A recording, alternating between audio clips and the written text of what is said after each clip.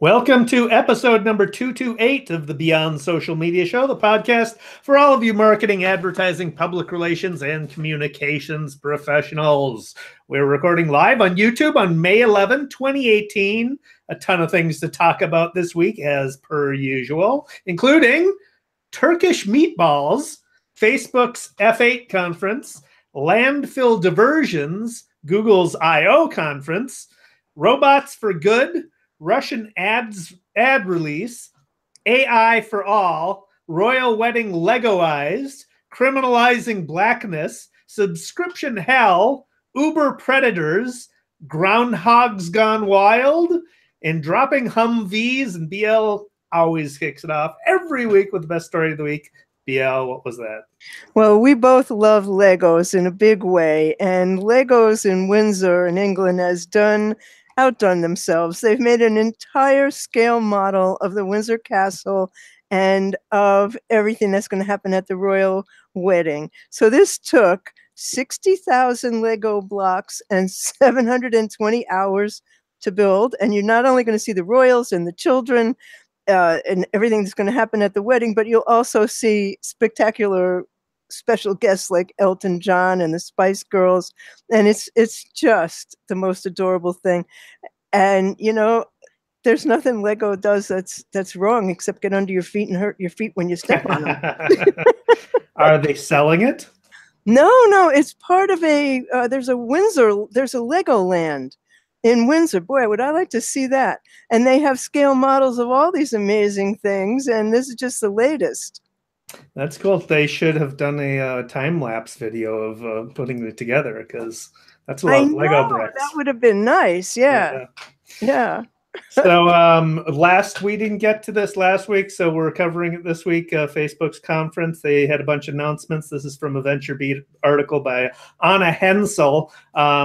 They're very sensitive these days to privacy. Can't imagine why, but they are. So one of the announcements was you're going to be able to clear your browsing history of apps and websites you've visited. So when you visit a website that has like a Facebook like button on it or uses Facebook Analytics, that tracks the fact that you visited there. So you're going to be able to now clear that from your Facebook data. They have resumed the app review program that they paused after the Cambridge Analytica mess. Facebook Messenger now hosts 300,000 plus bots. So that's a big number. Augmented reality is coming to Facebook Messenger bots too. They've introduced AR for Instagram and the Messenger platforms. The Facebook's AR Studio is offering 3D models now, 150,000 3D models for developers to create AR stuff that are under the Creative Commons license. Facebook Pages are getting natural language processing, so it'll help owners of pages be able to answer questions more efficiently. The technology is already built into Messenger app, so they've proven it there. We mentioned Facebook Dating. BL talked about that last episode. Their workplace product has 50 new integrations. So those who use Facebook Workplace for the work environment now have a bunch of new integrations. The Oculus TV is going to launch. So later this month, Oculus TV will launch with content from ESPN, Netflix, Hulu, and Showtime. You will be able to get your memories in VR now. Their technology, a new feature that's going to use artificial intelligence to get together VR environments based on your own albums, photo albums, your old photos and videos. So I'll be interested to see how that works. They're introducing a premier virtual reality camera with a partnership with Red Digital Cinema. There's no pricing or release date yet on that, but and then Instagram is training their computer vision. They're using the 3.5 billion publicly available photos on Instagram and their accompanying hashtags to train Facebook's computer vision algorithms. They say that they've reached 85.4% accuracy rate using those photos. Huge set of data to train their computer vision on. So a lot of interesting announcements coming out of that.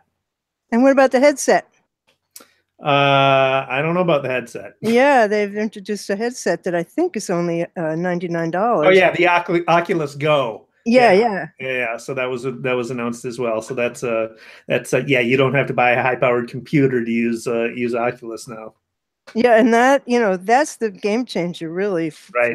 for all of this. So I know you're going to talk later about the Google show this week, but the one that really struck me was when Sundar Pichai talked about AI for everyone, and AI is so important. Augmented uh, artificial intelligence is so important that they've renamed their research division, and it's now called Google AI. And the website says they're going to find ways to solve people's problems in new ways, and they want to bring together hardware, software, and artificial intelligence to make devices, including the Pixel phone, smarter and faster and more useful, and more importantly, make AI accessible to every business. So one story example about TensorFlow, which I thought was wonderful. It's going to be greatly expanded, and this is a technology in this story they were talking about this, where they have a way of keeping cows happier. So he said, we saw the only difference between cows that produce 30 liters of milk a day and those that produce 10 liters was the animal's health. So they wondered, could technology make cows healthier, and in doing so help farmers grow their business?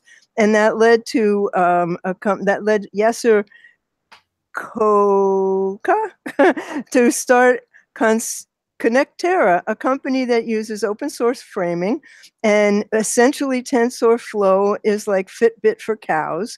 And using machine learning, Connectera is able to diagnose problems that cows have early and make recommendations to farmers about how to keep their cows healthier. So it's a really inspiring story about how machine learning can tackle problems you would never have thought of. And it's a way of helping people everywhere to find ways to use AI. I love that story. Yeah, that's fantastic. They had an announcement at Google I/O of using machine learning on huge data sets of medical records, and how you can predict, if you've got a large enough sample size, you can predict who is at risk of readmission based on their medical records. So that's another thing that Google is getting into big time is health analytics, basically. That is the future, really. And it's really important too, because the whole healthcare system is really moving towards a pay for value system rather than the pay for volume system. So paying for outcomes rather than paying for how much you use is really the way the healthcare system is moving. So that capability, that analytics capability, is very important. Well, I have an experience with that. After the accident that I had, I was back in the hospital a week later because they sent me out too soon. Right. And that second stay, they didn't get paid for. Right. You know? And that's important it's a win-win situation really for the patient. You stay in for as long as you need to stay in for, and readmitting costs a lot. So it's absolutely costs, right. Yeah. So anyway, the Google I/O announcements. Google had their developer conference this week. This is from a Quartz article by Mike Murphy. They had a lot of things to announce. Android P is their new version of the Android operating system, and they're building a lot of things into it to make the technology less damaging to us, shall I say. They've got a shush mode where you will turn off all notifications if you turn the facing of your camera down on the table. So if you're at a meeting, it'll turn off all notifications, buzz notifications, so you'll pay attention during the meeting, basically. There's a dinner too. Yeah, right. There's a wind down mode that will turn the screen to grayscale at a certain hour. It's basically to dissuade you from using your phone in bed. There's a utility dashboard that will show you how often you're using certain apps so you can monitor your own use. Better battery management. The OS will understand which apps you use the most and expend battery only on those. There's an ML kit that Google is giving out for developers that will include machine learning tools like image labeling, text recognition, facial recognition. It's part of the AI stuff that they're releasing. So a new version of Google Android coming better and having AI built in, basically. So artificial intelligence as well with their speakers. You no longer have to continually say the wake-up word for your Google Home. You can just say it once and then ask follow-up questions naturally, and Google Home will understand that that's part of the query that you're asking. So you can ask multiple queries at the same time, and it'll figure that out. So let's try it out. Hey, Google, when did the Twins play next, and what was the score from the last game? The Twins' next game is today at 9:07 p.m. when they will be playing the Angels. Yesterday, the Twins played the Angels. The final score was 7-4 Angels. So that's an example of two queries in one ask. And Google's intelligence is so well that it can figure those things out, and you can ask it very complex questions. It's got a pretty please mode, so it's asking it for kids especially, teaching them to be have good manners. You can use natural. It has natural voices. They've added 6 more voices to the Google Assistant, so now you can choose among 3 different versions of female and different versions of male voices, and they are going to be adding John Legend's voice later this year. So why? Because he's got such a beautiful voice. That's funny. That's really funny. Yeah. They are working with the brands like Starbucks, Dunkin' Donuts, Domino's to have voice ordering in the assistant, so you could order your regular orders via voice, and then if you're using Google Maps, it will calculate your arrival time, so I can order Starbucks and then expect it to be hot when I get there, right? Google Photos has some cool stuff. So there's the ability to colorize old black and white photos that you have in your Google Photos. Ted Turner would be proud. You can take a photo of a document and it'll turn it into a PDF. That's pretty cool. The lens update, you can now scan the world in real time. I do say that I will note that this is for Android only phones, not for the iOS app, but it should be able to figure out what you're looking at and provide you additional information. So we're going into augmented reality. That applies to their Maps function. There's going to be new features with Maps, so you can use your phone's camera to open up Maps and then navigate by walking. It used to be not, the current version is not so good, but now they're going to be adding arrows to point you in the right direction. I need those. Yeah, right. And so do I. It is kind of confusing. And then pop-up things as for businesses. So business reviews and things like that will pop up in AR and Google Maps. So that's pretty cool. Waymo is going to launch their self-driving ride-hailing service later this year in Phoenix, Arizona. So if you're in the Phoenix market, you'll be able to hail self-driving cars as we'll see how that goes. Google Gmail is adding Smart Compose, so it will literally finish sentences for you. When you start typing common phrases, you'll get suggestions based on what it knows about you, and you can just tab over and complete your sentence without having to type the rest of it. Google News is getting a revamp. This is an interesting thing for public relations professionals. They're rebuilding the news app around AI, so it'll constantly show you the top 5 stories it believes you will be interested in personally based on your use and consumption of media on Google. It's going to be trawling the web for stories and your search history to figure out what you actually want. It'll bring in less traditional sources of news as well as the mainstream media. So it'll include YouTube videos, podcasts. It'll show you context around the news. It'll give you the headlines, tweets, and other stories to give you more context, as well as a timeline of the news story. And everyone, importantly, will be seeing the same information. So it's not going to be filtered, and we're not going to. It's trying to avoid the filter bubble. And then finally, you'll be able to subscribe to publications through Google News with one click. So if you have a credit card on file with Google, you can subscribe to the New York Times, for example, with one click through Google News. And then lastly, the very coolest part of the Google I/O conference is artificial intelligent phone calls. So they demonstrated a new feature for the assistant called Duplex. In the future, you will be able to ask assistants your digital assistant to book appointments for you and reservations. So it'll call up the business and do the reservation or book the appointment for you. They did a presentation, an actual demonstration of it using this technology, and called I can't remember what it was, a restaurant or something, to book a reservation, and the person on the other end didn't realize they were talking to an AI. It was that realistic. So pretty cool developments there. That actually is a little bit controversial. People have been talking about that, saying you should at least be informed that you're talking to someone, to not a human. And, that's almost too good. But I have to say, like, as I read about this and as I listen to what you're talking about, I think my next phone may be a Pixel. The Pixel's sounding really cool. I have absolutely been thinking about that as well. Yeah. I mean, it just sounds like something that's, the time is right. Because Google doesn't always get things right the first time or the second time or the third time, but they eventually do get it right. The only thing they can't seem to do right is social media, and they haven't dabbled in that for a while. Right. So anyway, something very nice that I came upon in Fast Company, a story by Ben Paintner, and it's about an app called Gooder, and it's an app that is able to bring food that would otherwise go to the dump to hungry people. And it's so far diverted nearly 1 million pounds of food from Atlanta landfills into kitchens.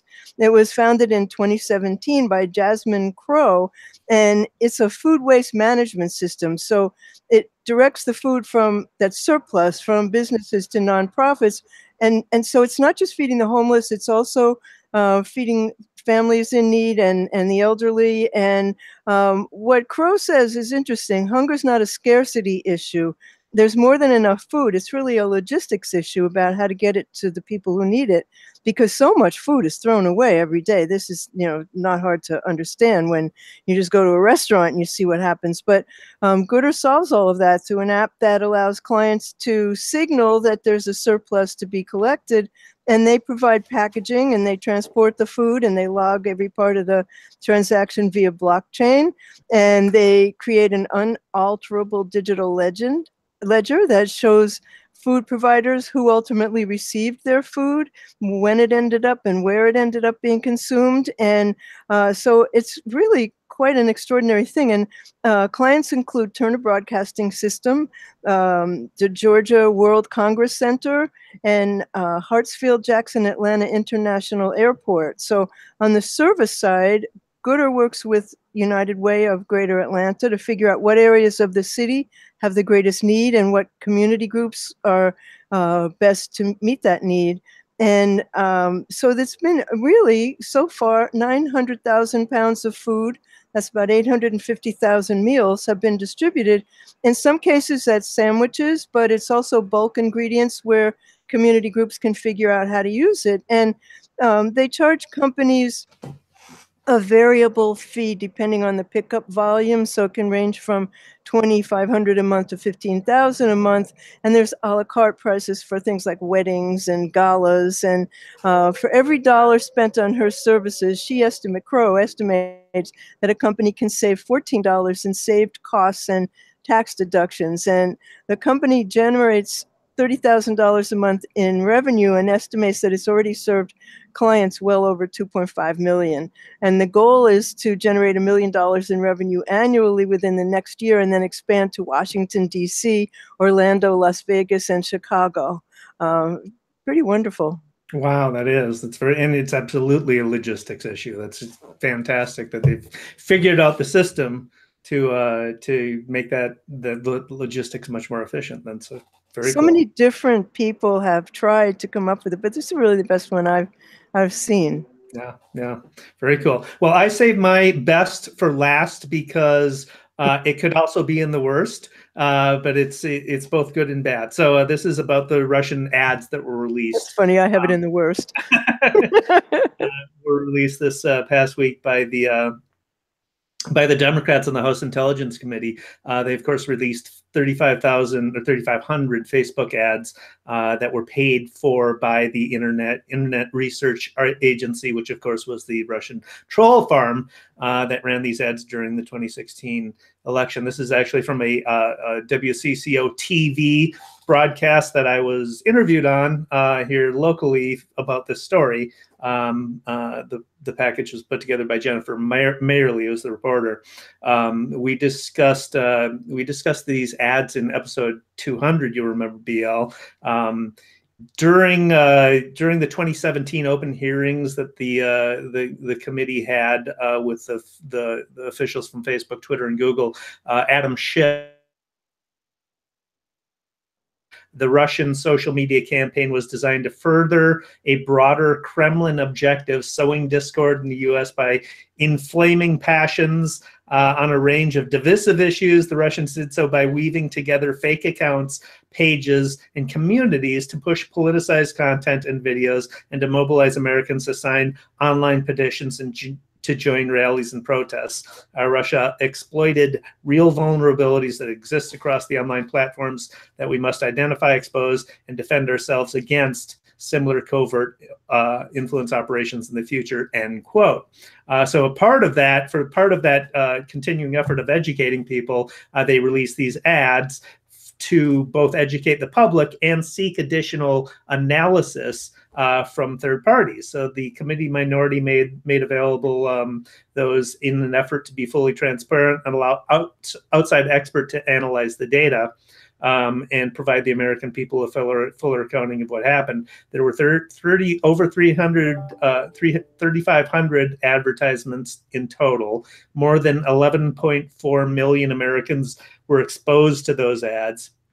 470 Internet Research Agency created Facebook pages were involved, and 80,000 pieces of organic content were created by those pages, and the exposure of the organic content reached more than 126 million Americans. So if you look at the ads, you can see what they were doing. There's one ad that is under a Facebook page called United Muslims of America, and it has Hillary. It says the message is support Hillary, save American Muslims. So obviously that's going to rile conservatives and probably attract liberals, right?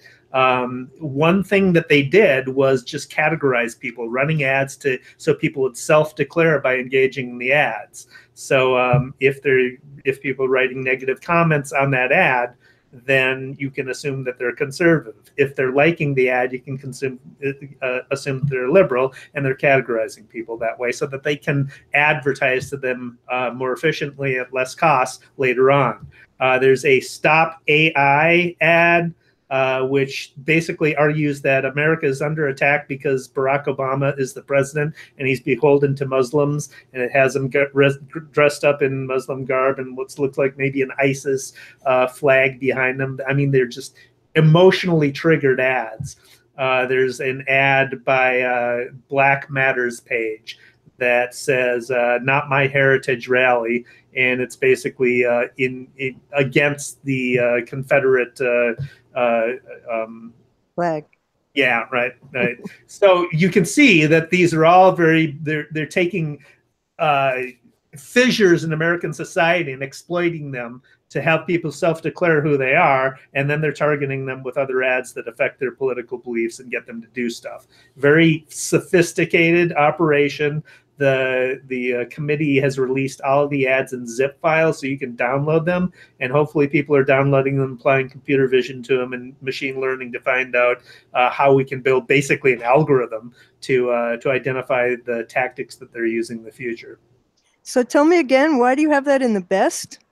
Because all of the ads were released. And before we had a handful of ads that we were able to see, but now the Democrats released this trove of data of these 3,500 ads that now we can analyze. People can put through and learn from it. Some of my favorites were the ones that suggested that Texas secede. Right. I frankly wish they would. You know? So nowhere near as serious, but there's been a great Swedish meatball scam uncovered in the last week, and the reporter at the New York Times was Silan Yengisu, and she explained that Swedish meatballs are Sweden's national dish, but for some unknown reason, the Sweden's official Twitter account this week confessed that Swedish meatballs are actually Turkish. So they said Swedish meatballs are actually based on a recipe King Charles the 12th brought home from Turkey in the early 18th century. Let's stick to the facts. So that tweet set off all these reactions, more than 8,000 tweets. And one Swede tweeted, "My whole life has been a lie." So then Turkish media called the Swedish tweet a confession and suggested that Charles, who reigned from 1697 to 1718 and spent some years in exile in the Ottoman Empire in the early 18th century, took home other Turkish products, including coffee beans and stuffed cabbage. Though Sweden's national Twitter account, not wanting to start a culinary war, responded in a very neutral way. They said, "Mind you, we love coffee even more than meatballs. At one point, we had a coffee prohibition in Sweden, and then Sweden highlighted their innovations, including, you ready for this, the 3-point seatbelt, the zipper, the heart ultrasound, and the pacemaker." So the Swedish statement about the meatballs raised a lot of questions, like, what does that mean for IKEA? Because they've made Swedish meatballs a staple in their cafeterias worldwide, and they're awfully damn good.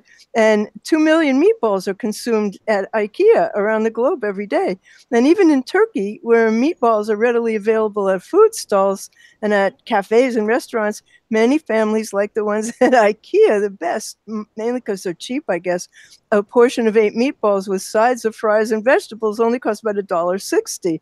But then again, you have to remember French fries are not from France, and neither is the croissant, which is based on an Austrian recipe. But, who knows why they decided that this week was the time that they had to tell you that.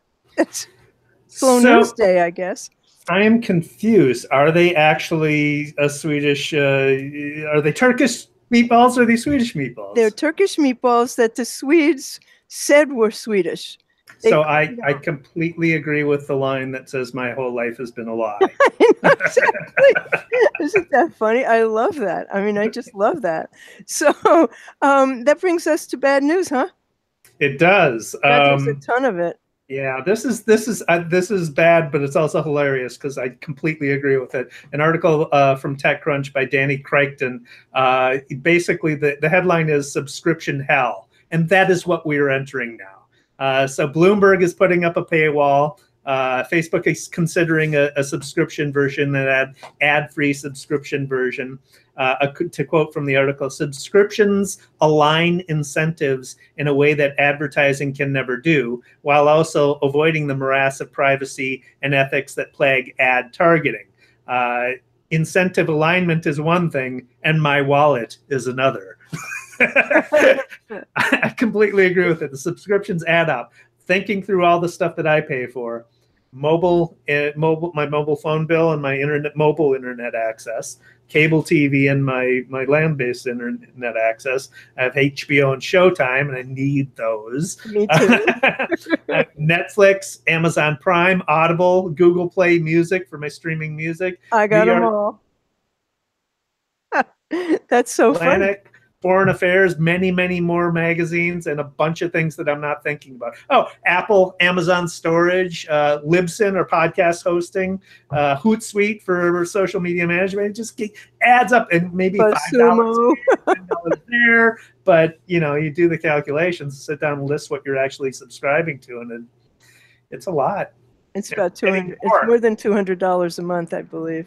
Oh yeah, that's my cable bill at least. Oh. So this is the motorcycle gang is going by.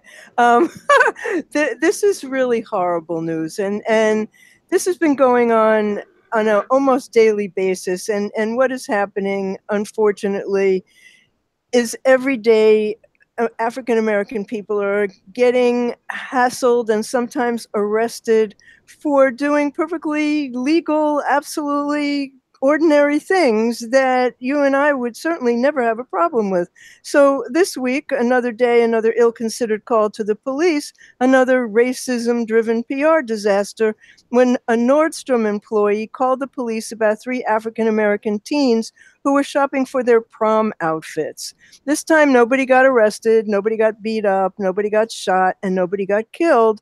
But, Mecky Lee, Eric Rogers, and Daron Taylor were shopping there when they noticed employees were like following them around. And, they were all friends. They were going to their prom after their freshman year. And there was sort of a brief altercation when a customer called them punks and asked them, are your parents proud of you? And according to the St. Louis Post-Dispatch. And, they said, when she called them that, it had nothing to do with anything. And everybody in the store was looking at them like they were crazy. And they said, and Lee said, I was totally embarrassed. We were the only ones defending ourselves against everybody in the store. And when they left, there were police in the parking lot.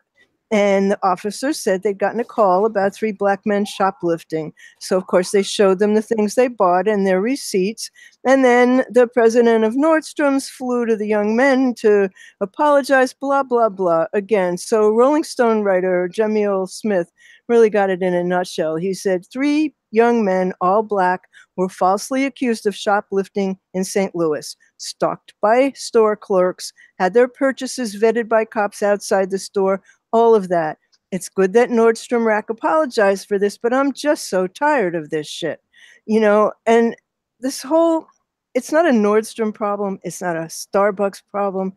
It's an endemic problem in our country. So at Yale the other day, a graduate student named Loladi Sianbola, a black graduate student at Yale, had fallen asleep while she was studying, and a white student called the police. And she had to open up her apartment door to show that she lived in the building. She had to show him her student identification. Well, meanwhile, she was live streaming this on Facebook, and the videos have been seen 1.5 million times. And she wrote on Facebook, Sarah Branch, a philosophy PhD student, called the cop on my friends a few months ago for getting lost in my building. And she said today she messed up with the wrong one.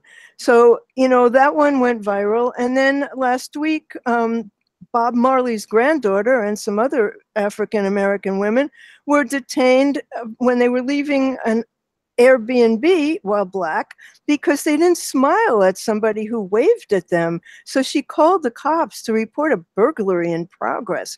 Then you can't forget about golfing while black, which, 5 black women who were members of the golf club were told they were golfing too slowly. And the police came. And again, a video went viral and, drew national attention. And so essentially, what's going on here is that the whole damn country needs some sensitivity training. This is just so wrong. And, it's so widespread. It's not like you could say, well, those people were prejudiced. Apparently, there's a lot of underlying real difficult feelings that people have, and it's just not right. Yeah, well, this crap is not new. No, it's not. But what's new are the videos and the virality of it, and the fact that now everybody hears about it. That's right. I have to tell you, one of the things that surprises me is that the cops don't grab the phones. I guess they know they can't do that. Well, 2 things with this. One, it's not new, as you pointed out. The new thing is that we have the means to see it now nationally. We've got the social media and video and live streaming and all that. So that's what's new and good because, sunshine is the best disinfectant, right? But 2 other things. White people need to stop calling the cops on black people for doing ordinary things. Do nothing. Yeah. And cops need to assess situations and realize what's going on and say, this is not, there's nothing here. There's nothing, don't arrest people for doing nothing. Assess the situation, know what's going on. Like in the Starbucks situation, they should have basically said, okay, you shouldn't have called us.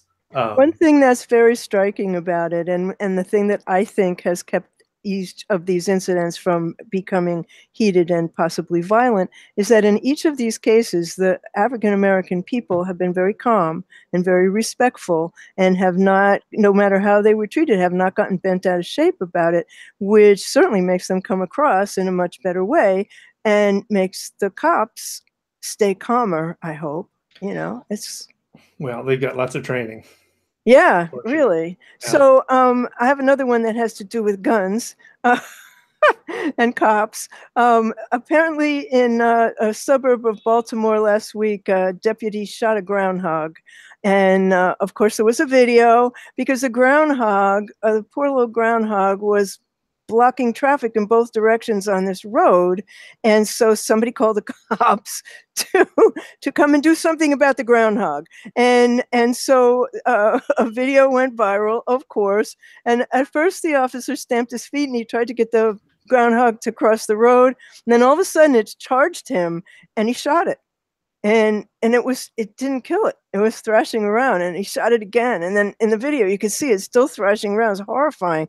So the woman who was stuck in the traffic jam and recorded it, her name was Justina Alkawaska, and the video has been shared more than 100,000 times. And she said, you know, it started out as a cute encounter. I thought he was there to help the little guy, and I obviously didn't think it would take this turn. And she said, you know, I'm sure the officer did the best thing. I'm not the one to judge. But then she said, I think about what if my niece and nephew had been in the car with me and they saw that.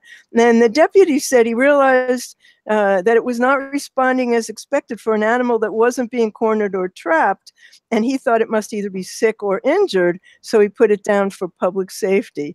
So, but the video is really scary, and you know, he pulls his gun, he gets down on one knee, and he shoots the groundhog. I mean, it's horrifying. So then a couple days later, another groundhog charged a woman in a parking lot, and she had to run into her car to avoid being bitten. Now, this is very odd because groundhogs are normally scared of people and they're not normally out in the middle of the day. And so the cop shot the first one in the head, so they couldn't test it for rabies. But the second one is being tested for rabies, even though rabies among groundhogs in Maryland is rare. Apparently it has happened. And as a matter of fact, a couple of years ago, the raccoons in Central Park had rabies. And that was really, Benny had an encounter with a raccoon early in the morning one day, and they came like nose to nose. I was like, hi, I'm a dog, what are you? You know, and I was screaming, get away, get away, get away. And finally he did. But, you know, that turned out to be a rabid raccoon. It could have ended very badly. Wow. Yeah, I thought the headline was about somebody angry at Pakistani Phil or something, but no, well, I figured this is the groundhog's revenge. You know, like the way that they treat them is not exactly nice. So Uber has a well-earned reputation, and it continues apparently to earn it. This is a pretty dark story by CNN Money. Sarah Ashley O'Brien, Neil Black, Kurt Devine, and Drew Griffin did the story for CNN. It is they tell the story of a San Diego woman who got an Uber on the way home from partying. She was so intoxicated that she asked the driver to stop so she could vomit, and then she passed out in the back seat. And when she came to, she was being raped.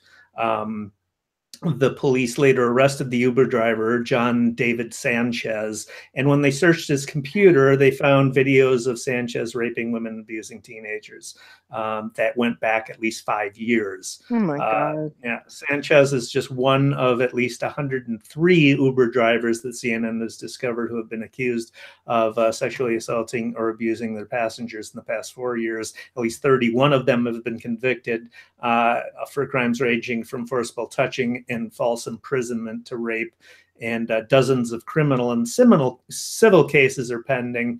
There's no publicly available data on the number of sexual assaults by Uber drivers. CNN's analysis comes from an in-depth review of police reports, federal court records, and county court databases for 20 major cities. So this is really a sampling of data.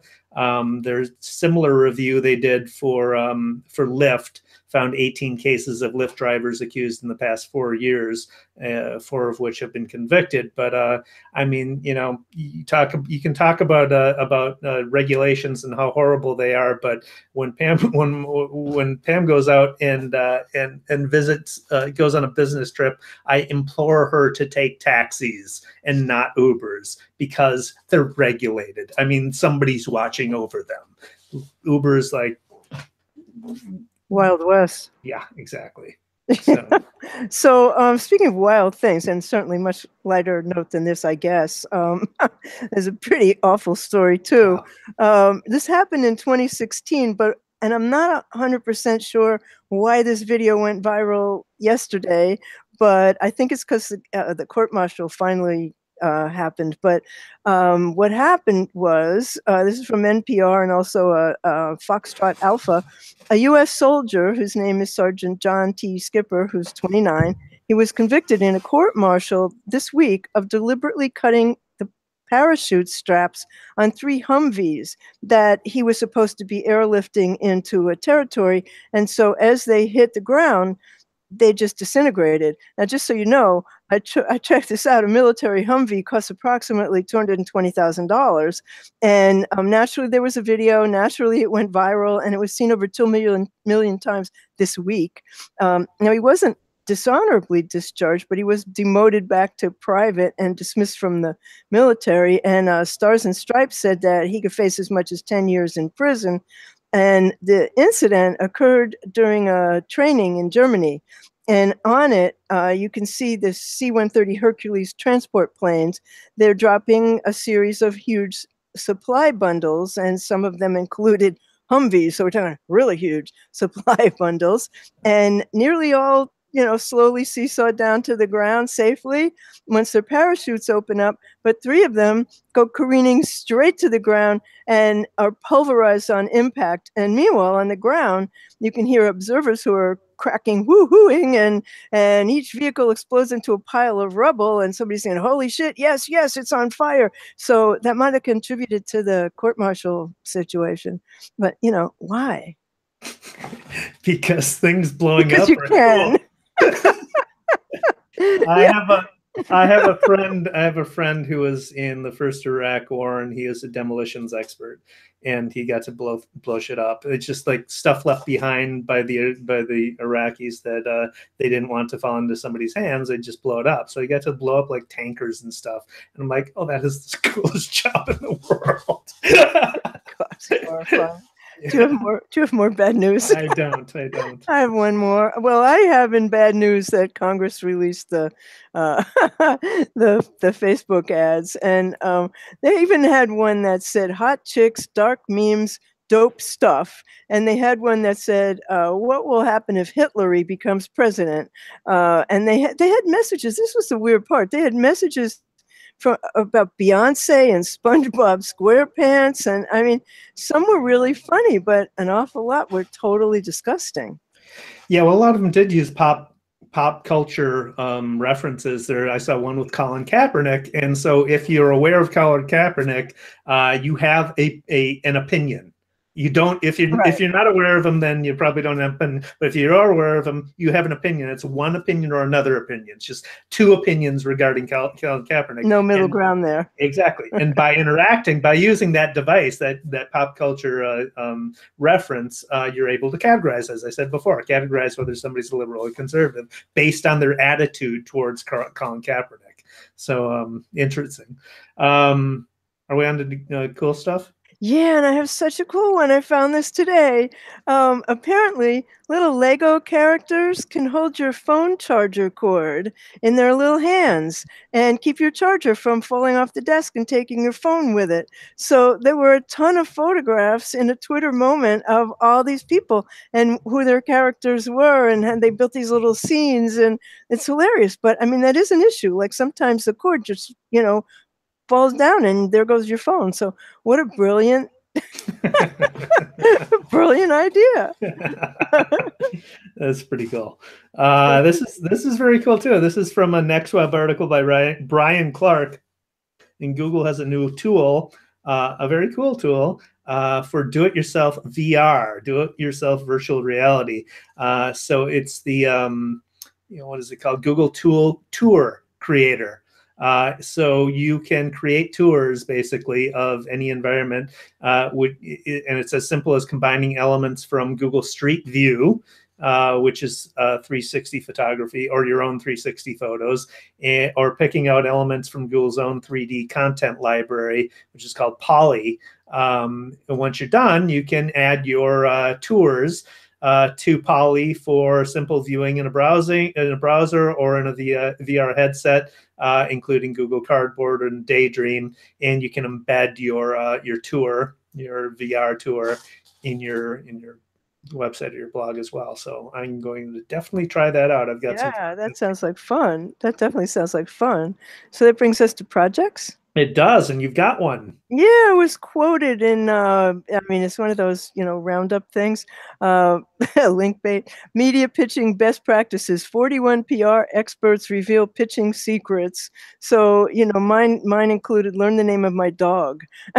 I mean, Google me, find out what I freaking write about, I mean, it's not hard to know about me. I'm all over the place. And, don't tell me about stuff. Like, don't send me your executive announcements. Don't send me. I don't do that. I've never done that. Don't send it to me. So, mine were about like, come on, dude, just 10 seconds, find out what somebody covers and look at their blog. Oh my God. Pretty easy to find out usually. Yeah. Do your homework. Yeah. It's always homework. Yeah. So let's wrap this up. I'm on the smart speaker tear as usual, and I will probably continue to talk about that because it is an important thing that's continuing to rise. But this is Amazon Echo is losing market share. This is from eMarketer data. So in 2018, Amazon Echo had 66.6% market share. And by 2 years later, 2020, they will have 60.8% market share. They're losing it to Google Home. So Google had 29.5% market share in 2018. This year has. In 2020, they're expected to have 32.9 market share. I wouldn't be surprised if that goes even higher more quickly, because I do believe that Google Home is a much better smart speaker, much smarter smart speaker than Echo. And then Other is 8.3 in this year, and Other is expected to rise to 14. I expect that's probably Siri and Google and the Apple HomePod. Among other things, Cortana. And maybe Facebook will have the nerve to unleash Yeah. theirs. Yeah, well, it would take some nerve at this point, So that brings us to the end of episode 228 of the Beyond Social Media Show. And you'll find links to everything we discussed, the origin stories, at beyondsocialmediashow.com/228. And David Erickson is on Twitter as @DErickson. He blogs at eStrategyblog.com and creativepr.com/blog, both of which you really should read. He's on YouTube as eStrategy. I'm BL Ochman. I'm on Twitter as What's Next. My blog is What's Next Blog. I'm on YouTube, What's Next Blog. And my business site is blochman.com. And my startup is funwalkers.com, funny license plates for mobility devices. The show, Beyond Social Media Show, is on the web, surprise, at www.beyondsocialmediashow.com. We're on YouTube. We're on Google+. We're on Twitter as BS Media Show. And you'll find us on iTunes and Stitcher, iHeartRadio, and Amazon Echo. And I think we're somewhere else that I left out. But anyway, that is the end of episode 228. We thank you for watching, and we'll be back next week, same time, same bat channel. Thanks for watching.